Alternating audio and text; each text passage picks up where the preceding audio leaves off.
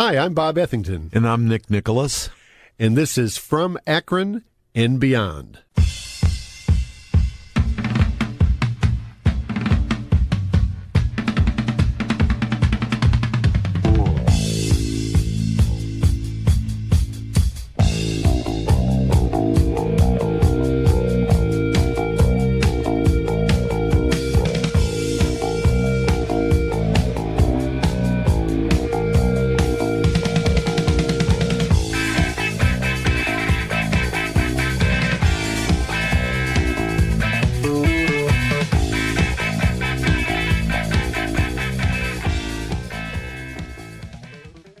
You are listening to The Summit, Dare to Be Different. It is time for From Akron and Beyond.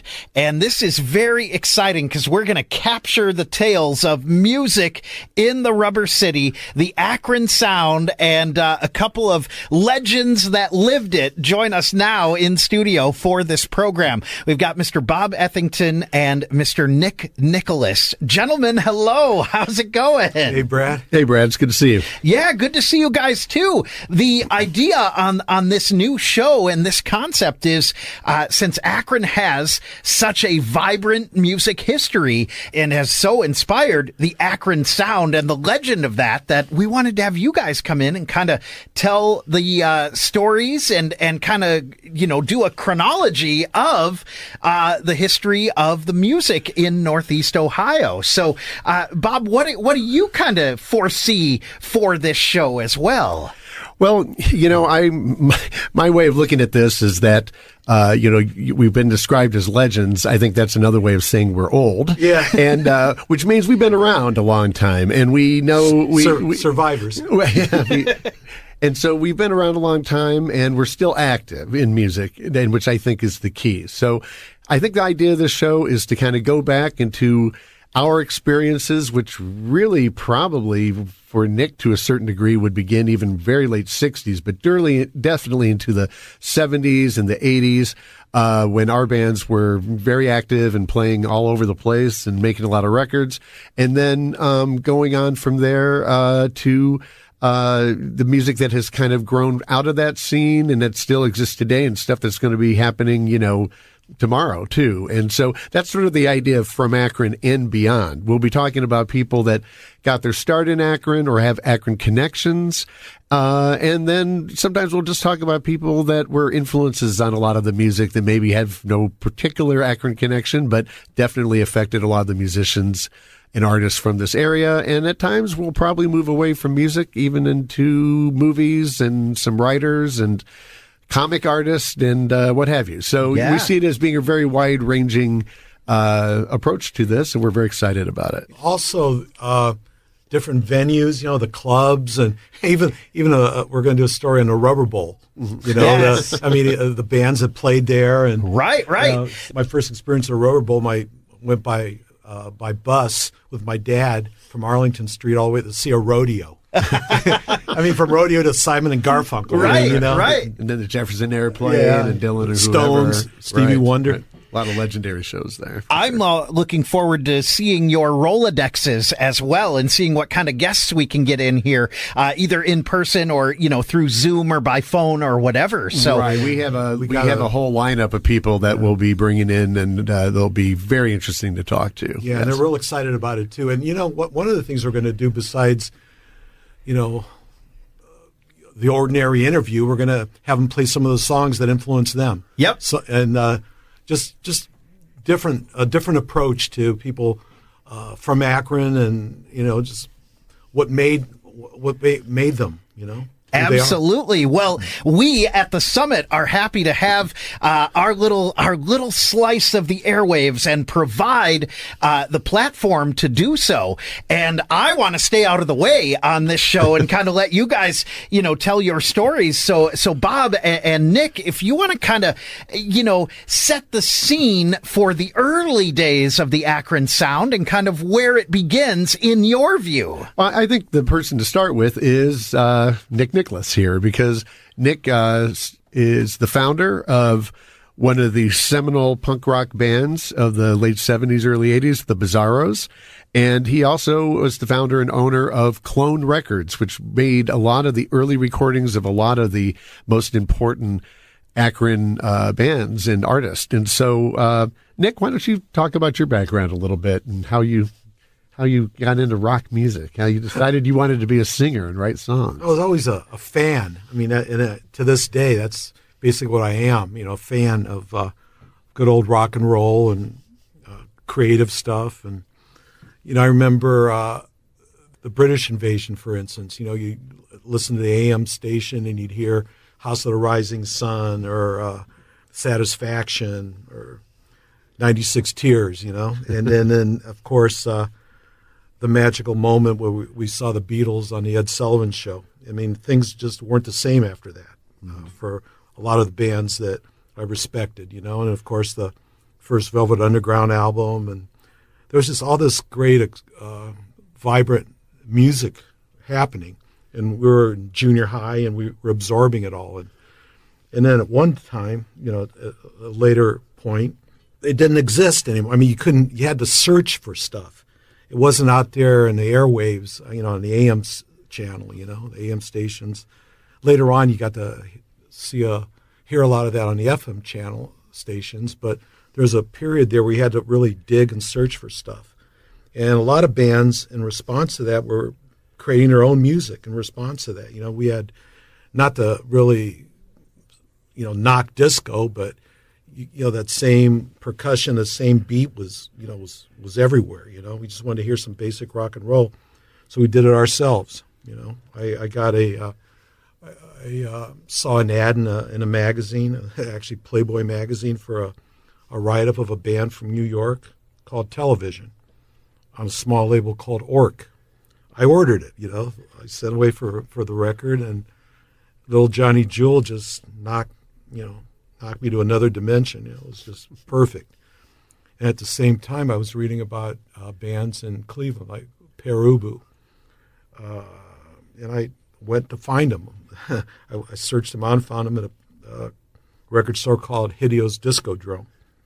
And they befriended me. And by that time, I was thinking about Peter Lochner and David Thomas were encouraging me to, when I told them I wanted to start a band and hanging out at the Discodrome, it was around the time when I was thinking of forming a band. And I got together with some high school friends that we grew up with and put a band together. What high school did you guys go to? Central. Oh, okay. Yeah. I want to just interject for a second and just say that it's funny that you're talking about radio, because radio used to have a profound effect on people that were really into music. Yeah. And I think that's a cool thing about the Summit, is that the Summit is somebody that you guys are playing local music and you're playing interesting music, because not many stations do. They're all so tightly formatted now. Yeah. And that's something that I grew up in a suburb of Detroit. Oh, man. And the radio there in the, mid 70s or into late 70s was fantastic. I mean, it was so freeform and so loose, and you could hear all kinds of different music. And there were the FM stations were completely free in their programming, and the AM stations, there was CKLW, the Motor City, which was actually from Windsor, Canada, and they really? and they would play all the great like pop stuff that you wanted to hear, the great AM stuff.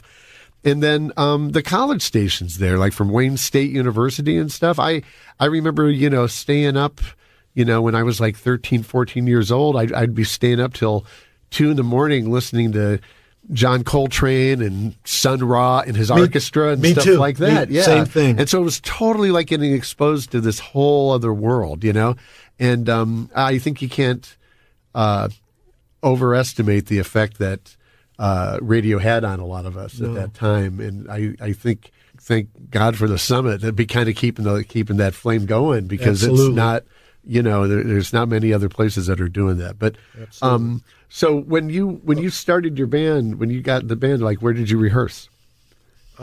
Terry, who recently passed away a couple years ago, who I knew ever since junior high school, Terry Walker, him and his girlfriend had a house in East Akron, off of Arlington Street. That's where we rehearsed and put the band together. But, from the start, we just did originals. Mm-hmm. We didn't do any covers because that's what everybody was doing. They were DIY, they were writing their own songs, putting out their own records. And the Bizarros EP came about. For that, I wanted to get a record contract for the band. Mm-hmm. So that's why we recorded our first EP. And then and the guys in Perubu told me who to mail it to, and who to send it to. And everybody from New York Rocker to Bob Christgau. Anyway, the first Bizarros EP that had Lady Dubonnet on it was a means to get notoriety, to get the Bizarros known. And where did you record this? Another local phenomenon. We'll get to at some point in length, an Akron studio. But the band that later on became Tin Huey, one of the members inherited a little bit of money, and he started a recording studio in the basement of his home in Oakwood. Right, Oakwood? Oakdale. That's Mark Price's place, right? Yeah, Mark Price. Mm-hmm. Yeah, he also passed away, unfortunately, a few years ago. In fact, the early recordings in that studio, there's countless bands recorded there. It's unique because we finish a take, and then you'll hear Mark Price go, "Yeah, you guys want to come up and listen to it?" I mean, you were down in the basement, so I had to go up to the actual studio. Right, he had to bore it up in his living room. Yeah. My band recorded there too. So, and there was actually another recording studio that there was another studio in an old car wash that Devo recorded their first song. It's called Man Ray. Okay. But after that, it was Rick Daley's studio. Oh, Rick's. Okay. Yeah. So those are Man Ray came and went really quick, but Rick Daley, who did early Rachel Sweet, and he was there. Anyway, Bushflow.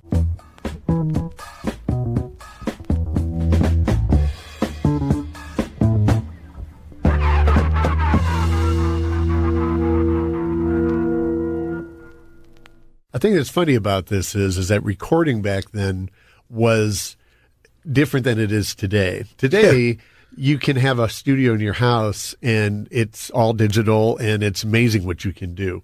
When we were recording this stuff back then, it was so bulky. Everything was big and it was a big, huge board and everything was on tape. And, and I just remember taking forever to get sound checks done and get the mix right before you even started recording. It was state of the art for the time, but in retrospect, it was kind of awkward, And, we used those. Bulky. Out of the 16 different clone releases we'll talk about later, I'd say 80% of them were done at Bushflow. Mm-hmm. And then later on when, things started getting a little better, one of my first professional recordings was when the Unit 5, I took them to a professional studio in Painesville called Suma. And, that was a big budget item at that time. Yeah. That was a absolute, state of the art studio. They recorded orchestral recordings there, and it had a huge room and stuff. Yeah, that was great. So I want to say so your band's the Bizarros, and since we're naming some of these bands maybe a little bit out of context, I'll throw it in. So the band that I got in when I moved here to Akron, I was working at record stores, and at the record store at Record Theater, which was in Fairlawn at the time, I met Tracy Thomas.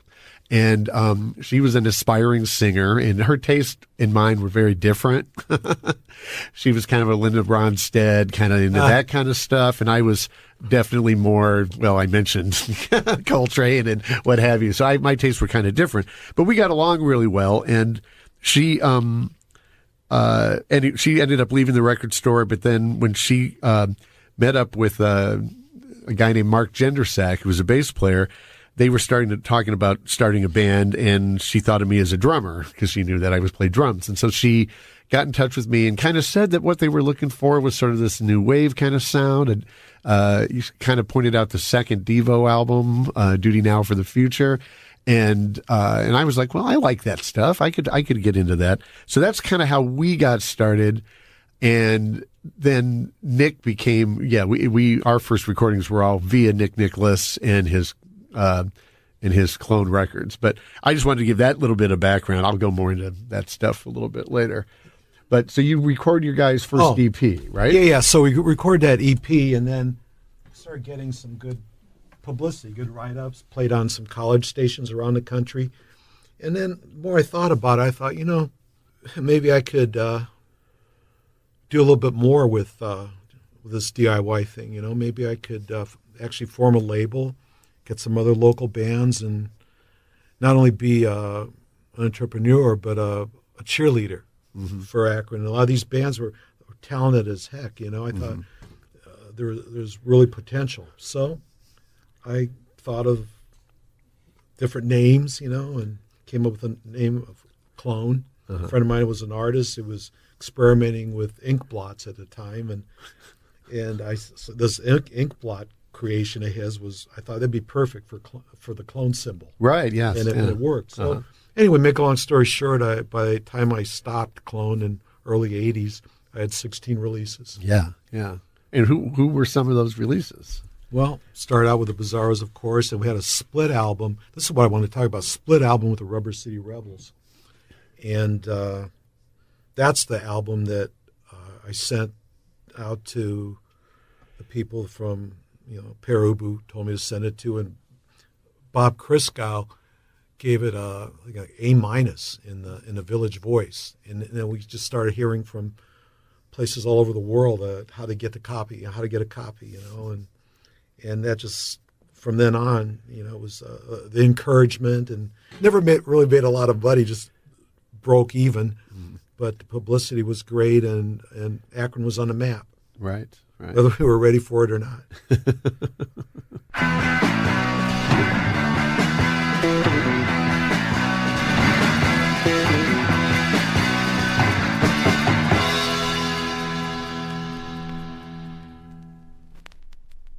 So from that split album, then you ended up getting contacted by Mercury Records. Is that, or how did that Bizarro's album happen? Yeah, we heard from a lot of different people, and a fellow by the name of Cliff Bernstein, who went on to form one of the biggest management companies in music. He's managed everybody from, he's a longtime manager, confidant of Metallica, Red Hot Chili Peppers.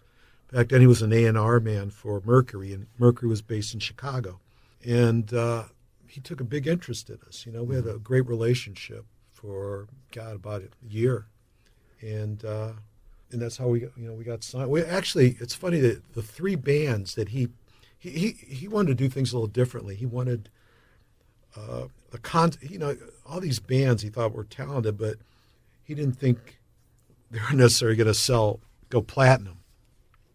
So he formed a label that was owned by Mercury called Blank, with a concept of selling what a successful jazz album would sell, like 50,000 copies maybe if it was great, keeping the budgets low, and right. And the first three bands he signed were all from the Midwest: Perubu from Cleveland, the Minnesota band we were just talking about, the Suicide Commandos. They had to change their name to the Commandos because of the New York band Suicide. It was stupid. And us from Akron. Mm-hmm. And there was a shakeup in the Mercury record world, and Blank just didn't exist anymore. But Cliff fought for us, and actually about a year later got us released on Mercury proper. Mm-hmm. That's how that happened. Yeah. So that album, can you remember what year that came out? It should have come out in 78, but it came out in 79 because of the delay. Okay. So in 79 is when the band that I was in that ultimately became Unit 5 started. It started actually about 78, I think, but we were working on songs. We had we played at off of Talmadge Circle. The aforementioned Mark Jendrzak had this small little apartment that he shared with another guy, and who was something of a maniac, but that's a whole nother story. We were all maniacs at that time, I suspect. But and we were right, and then there was another guy named Mike Johnson. And Mike Johnson kind of played guitar, but he was not really all that proficient at it. He'd admit that. He'd be the first to admit it. But he was there, and he was very supportive of us, and kind of like wanted to be part of the band forming and becoming a playing out. And I think he probably thought of himself as being like a sound man or a promoter of some sort. But Mike wrote really good songs, and he was able to play enough sort of rudimentary guitar with us that it was helping us hear how these songs would go. So we're writing songs, just like Nick said, we wrote all original material. And we ultimately would do a couple of covers when we started playing out live and, needed to bulk up our set. But basically, it was original stuff. And it was hard to find a guitar player for the kind of band that we were. We would audition all these guys to come in, and they'd either come in and they were like technically great, but they'd be just shredding all over the place, and that was not what we wanted. I remember there's a famous anecdote about Bruce Springsteen. I'm not comparing us to Bruce Springsteen, but there's a famous anecdote about when he was starting the E Street Band and he was looking for a drummer. Oh. And he said, he says, no Ginger Bakers. And, and it was kind of like, well, what does that mean? Well, it means he didn't want somebody that was going to be playing all over the place. He wanted somebody who was going to just be giving a solid backbeat. And that's kind of what we were looking for. And so we'd have that angle on the one side, and then the other guitar players would come in, and they'd be like, they might sound good. They'd kind of fit in with us, play a couple of our songs, sound pretty good. But then it always inevitably was like, they would like, well, I've got a couple songs I'd like you guys to hear, mine. And next thing you know, you can tell that they've got like 20 songs, and they're really looking at this as being their band, and we're the band. We were we'd been working too hard and had come up with too much stuff. So at some point we decided with Mike, we just said, like, why don't you just be our guitar player? And you've got some good songs. And he did write, like, he wrote No One's Girl, and he wrote Go Ahead and Kiss Her. And these are two of the most popular songs that our band did. And so he definitely had a good pop sense, for good songs. I have to bring up the part you talked about, guitar players and drummers. In that book that came out 2 years ago, Another Tuneless Racket, that has a whole chapter on us that tell the story about us trying to find a drummer. And it was impossible, man, to find a drummer. And we had this one poor guy showed up, and he, we're down in the basement at Debbie Pritchard's house. And he starts bringing his drums in, and every one had the Dark Side of the Moon. Remember the cover of Dark Side of the Moon? Yeah. The prism. The prism, Yeah. Every one of his drums had that painted on there. Guy must have spent thousands of dollars having his drum kit, And so we knew it was going to work out very well. But anyway, he said, oh, man, there's not enough room for my stage down here. That was like a rehearsal. So anyway, I just had to interject that because sometimes and we found Rick Garberson, the most perfect drummer who recorded with us on the Mercury album.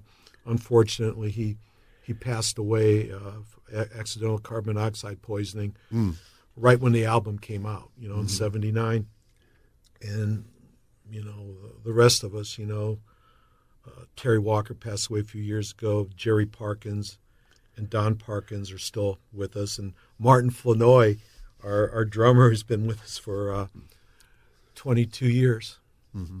When we started and we're getting ready to play out, we were lucky enough to get the fifth person of the band, which is Paul Teagle, also known as Augie Teagle, who played keyboards.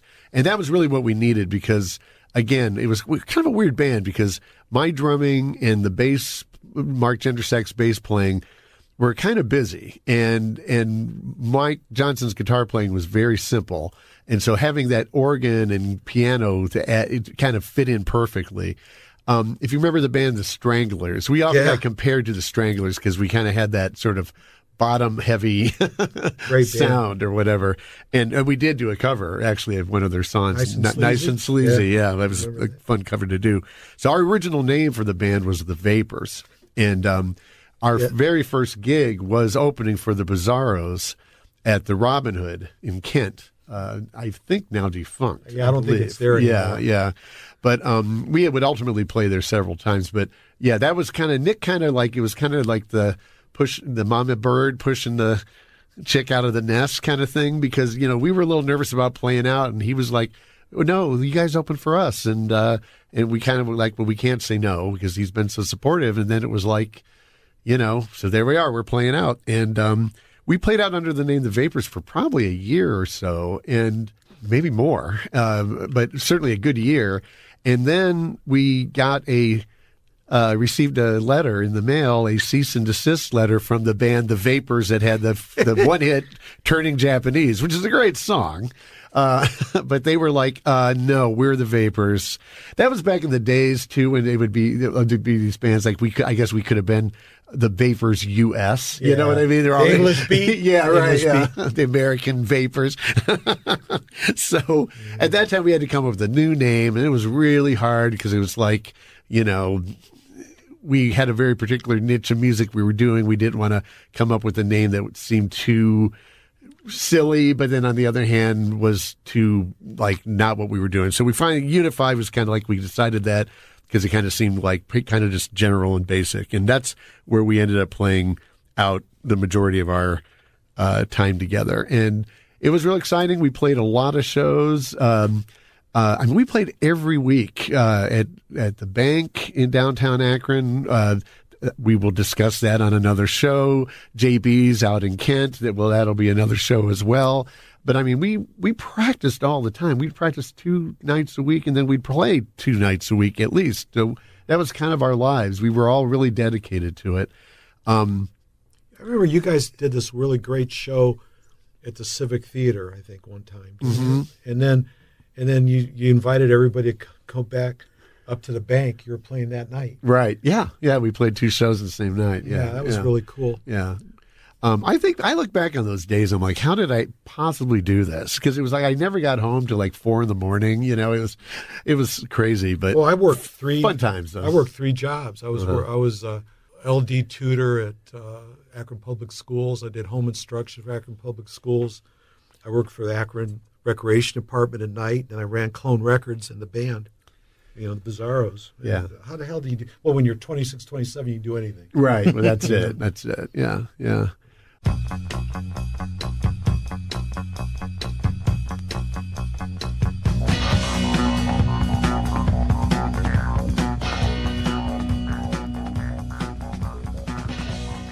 For me, I know that there was a hiatus in your musical career, right? At a certain point, you kind of didn't do it for a while. I had my second child, and I thought, man, our record deal ended, our drummer died, and had my second child. I thought, we got to get serious here.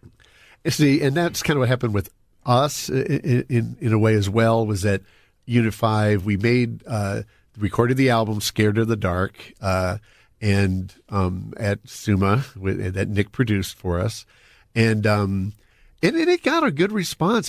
Trouser Press gave it a really good review, and it was in their first 2 or 3 record guides with a good review. And we played in New York several times, and just really had great fun doing that. And we were really hyped up on it, and then. It kind of became one of these things where, where do we go next? And we were writing a lot of new songs, but I was writing a lot of new songs, and we were there was kind of a schism in the band a little bit because the material was going in 2 different ways. My sensibilities were more, and I think Mark Jendersak's were kind of moving into kind of a Talking Heads kind of a thing, and I think Mike was still more dedicated to more of a pure pop sound, and I love all that stuff. But it was kind of getting to the point where it was like we're playing out all the time, and it seemed like I remember thinking we're like a human jukebox. We need to take a break and record some new songs and then see where we go from there. And it kind of turned into this thing where we had a band meeting, and it was kind of like, it's all or nothing. We're going to quit our jobs, and we're going to move to New York, and we're going to try to, don't go all the way with this. Or maybe we just say, forget it, because we can't keep going the way we're going.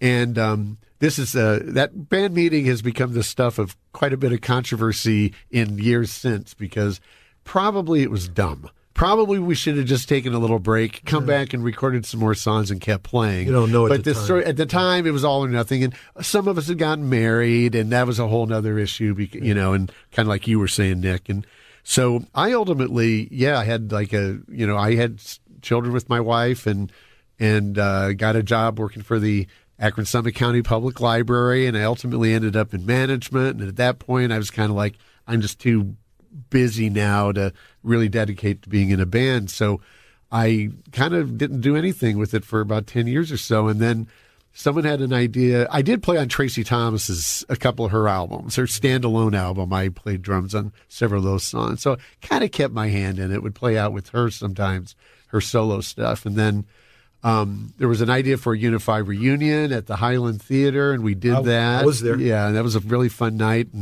And I kind of got back into playing, and then not long after that, I keep bringing up people that have passed away. It's just kind of morbid, but the great Ralph Carney, who played with Tin Huey. I knew all the Tin Huey guys from the Unified We have some days. good upcoming shows that he's going to be part of. Yeah, absolutely. But Ralph was coming into town to play a gig, and it was just going to be called Ralph Carney and Friends, and he asked me if I'd like to sit in and play percussion, which I did. And these will be other stories for other times when we talk about these other bands. But I ultimately ended up becoming a member of Tin Huey in their maybe third incarnation, but that was with, Harvey Gold and Chris Butler, Mark Price, Stu Austin, Michael Elward, and I was the percussionist in that band. And that was great. We played in New York several times and stuff too. What was really cool is I really believed in these guys. There were two bands after I left. The Bizarros went on for another year or less without me, and then before we just stopped doing anything for years. But the two bands I really believed in at the time were Unit 5 and Hammer Damage. Mm-hmm. So I still had a little bit of pull, the minor pool in New York, and I, over a period of a couple months, I was able to book a couple clone record nights at a club called Danceteria in New York, and I was, some A&R guys from the various labels, rock critics were there, and Unit 5. I took Unit 5 and Hammer Damage. I think Hammer Damage opened the first night, and then a couple months later had a return engagement, and they reversed the order. Mm. And it's a great Ralph Carney story I'm going to tell later when we do that show. But anyway, I really believed in those guys, and I was going to turn 50, and we're going to have a birthday celebration for my birthday, and Bizarros are going to reunite after like 15 or a lot of years. Mm-hmm. And that's when we found it was Don Parkins, Jerry Parkins, Terry Walker was still alive, and we didn't have a drummer again. So Jerry recommended a fellow named Martin Flanoy, who he jammed with for like 20 years in a jam band in Kent, and he's been with us ever since, 22 years. After Tin Huey ended because of Mark Price passing away, I was in a band called Half Cleveland. That was with Chris and Harvey, and originally Debbie Smith, who was the bass player from Chai Pig. That kind of went on into other permutations. And then currently I'm playing in a band called Glenn Leisure with Jacob Trombetta and Friday, Mike Wilkinson. And we're having a lot of fun playing gigs around town, and we've made a couple of albums that we're real happy with. And then I play drums in the Golems of the Red Planet, which is our sort of strange surf project, and that's with Harvey Gold, Mark Allender, and Matt Reese on cello. So I'm keeping real busy, and but so are you with the Bizarros, because you guys are still playing out. We're still now. playing. We have we have some recording plans too, right? Yeah, we had 2 shows last year, and we already have 3 booked. So it's going to be another fun year. Going on tour. Yeah. Three show tour. The Bizarros on their big tour of Barberton, Norton, and Wadsworth, right? You gave me that line a few years ago. That's good. That's good. You are listening to The Summit. The show is From Akron and Beyond. And our guests here for the music history perspective, Bob Ethington and Nick Nicholis. And let's play a couple songs and come back with a wrap-up here for this first inaugural episode. This is The Summit, and let's do another one here from the Bizarros.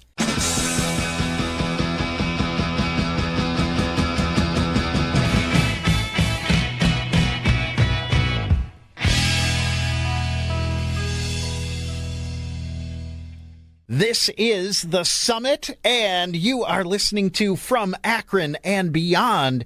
And Nick Nicholis and Bob Ethington are our special guests on this inaugural episode, and I'm really excited to see where this show will go. So are we. So much history to share and so many stories out of Northeast Ohio and beyond. And Nick, I wanted to kind of ask you something. You know, there's a real DIY spirit of the Bizarros and kind of how you went about forming the band and eventually getting signed with Mercury and so forth. But what about the term punk rock in particular? Because it seems like people who are music historians who really, even from beyond this area, but those who follow the Bizarros and the so-called Akron sound history, that word punk comes up. Were you guys punk bands? Were the Bizarros a punk band? No, we were just thrown into that category because, you had the punk scene in England, of course, and this is a quote. I don't know if it was Joe Strummer or somebody. The punk scene in England and in America. In America, a guy would drive by in a nice Cadillac, and the kids on the street would be thinking, "Wow, man, it's going to be me someday. I'm going to have that car." In England, they'd see a Rolls Royce go by, and when the guy would park, they'd just go kick the out of shit, because they knew they were never going to happen. Yeah. That's the difference, But anyway, all the Ohio bands were so unique. Perubu, Tin Huey, the Pretenders, Devo, the Bizarros. The DIY stuff, the mainstream, the majority was punk.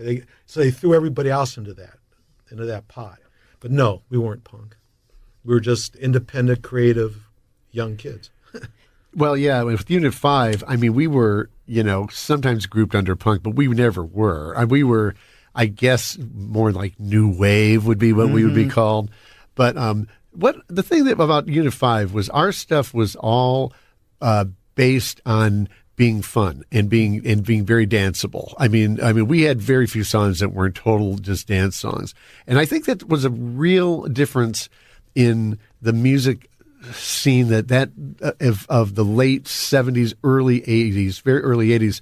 That it was that I think back on those days of playing at the Bank or at JB's or a number of other clubs, and people danced. People they were having fun. They were up and it was like a real party. And not long after that, I remember specifically, not long after Unit 5 broke up, it was maybe a couple years after that, and I hadn't really been to like any clubs or anything. And there was somebody playing, a friend of mine's band was playing at JB's, and I went, and it was all of a sudden very angry. It was very, like people were, it was like mosh pit kind of stuff, and punching people and stuff.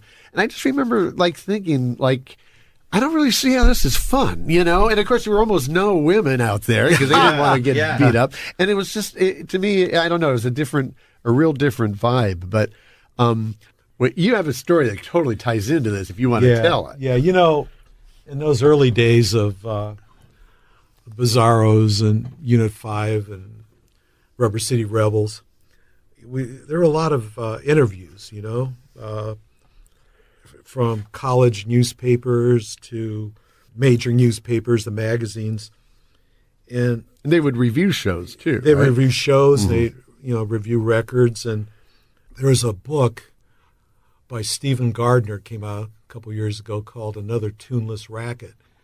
And he basically, he raved about us in the volume 2, but volume 1, he was just an overview of what he was going to, stories he was going to tell. And he mentioned how hard it was to find material in the bizarros. And he actually quoted a Beacon Journal article. And this was what was weird about this. It was the only time maybe I did 50 reviews in my life where this guy had a pre-planned agenda. All the questions he asked me, he was leading up to something, and it turned out to be, when the article came out, basically said I was, cut my head and the blood was oozing, and going on and on and on about stuff that never really happened, and what a punk concert was like, even though we never had a concert like that. And he mentioned that I was a learning disabilities teacher in Akron, and how could the Akron Public Schools allow that to happen? Like, how could they hire you? Yeah.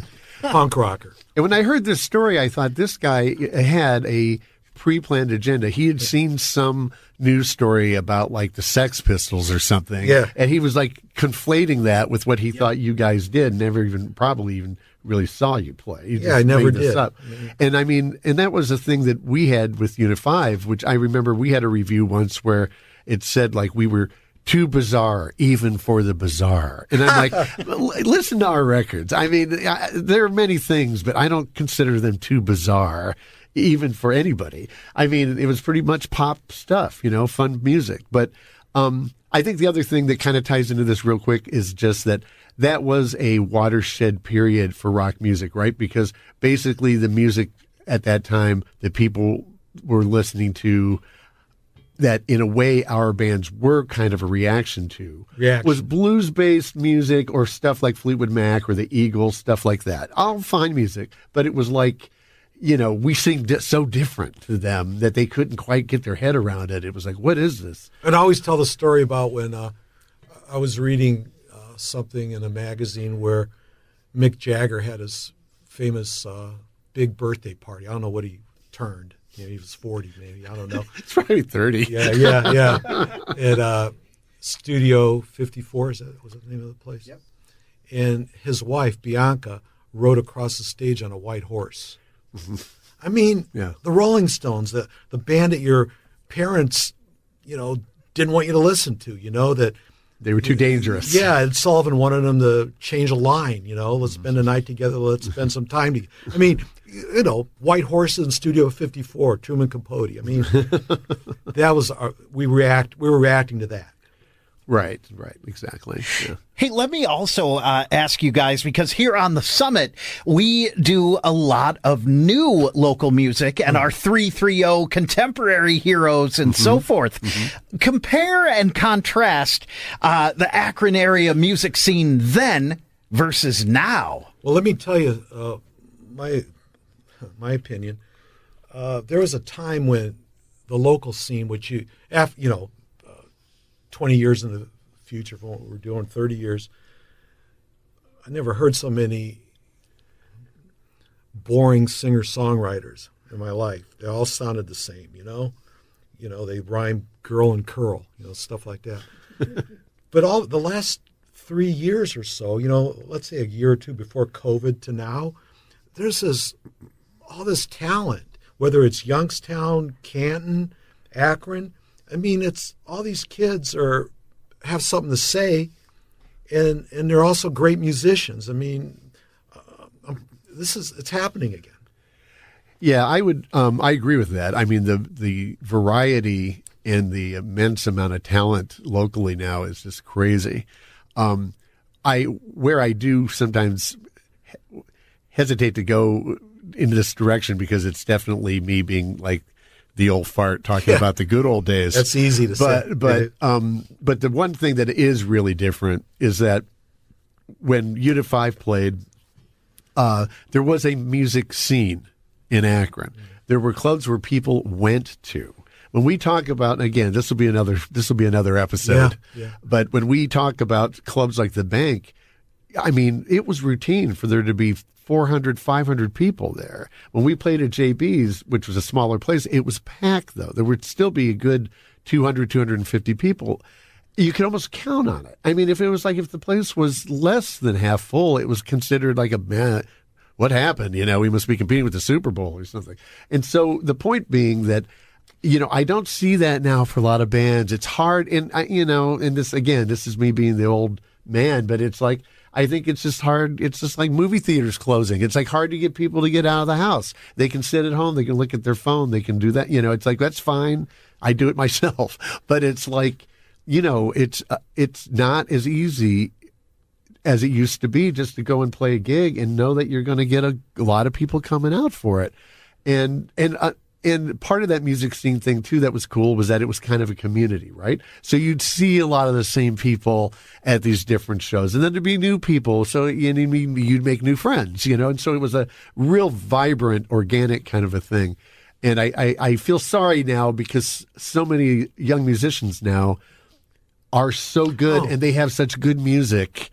And it's like, and then they go and they play out and they get 25 people. And it's like they deserve to have a lot more people there to see them. You remember a few weeks ago, maybe a couple of months ago, we were at Time Traveler Records hanging out. And this kid came in. And he was going to Ohio State. And he had an assignment to go to a record store and purchase something. And he went to Square Records and he went to Time Traveler and he bought 2 or 3 things, but he had never been to a record store in his life. It was really like he was like in the Amazon rainforest. It was like, what are these strange things that I'm seeing growing around here? Well, they're actually records. And he's never been to a concert. Remember, that was the other thing. Right, yeah. We would have had quite a few records and gone to quite a few concerts by that point in our lives, right? Yeah. But it was just different times. Times and technology and everything. Everything. Yeah. Well, this has been our inaugural episode from Akron and beyond with Bob Ethington and Nick Nicholis, our guests here. Guys, my curiosity is piqued on where we go next after this and some of the stories and the local flavor. We have plans. Yes. Yes. Well, very good. We at the Summit are excited to create this program and share a little local and regional history. And we'll close out with another couple songs here. And thanks so much, guys. Thank you very much for being here today. Thank you, Brad. It was a pleasure. Thanks. Yes.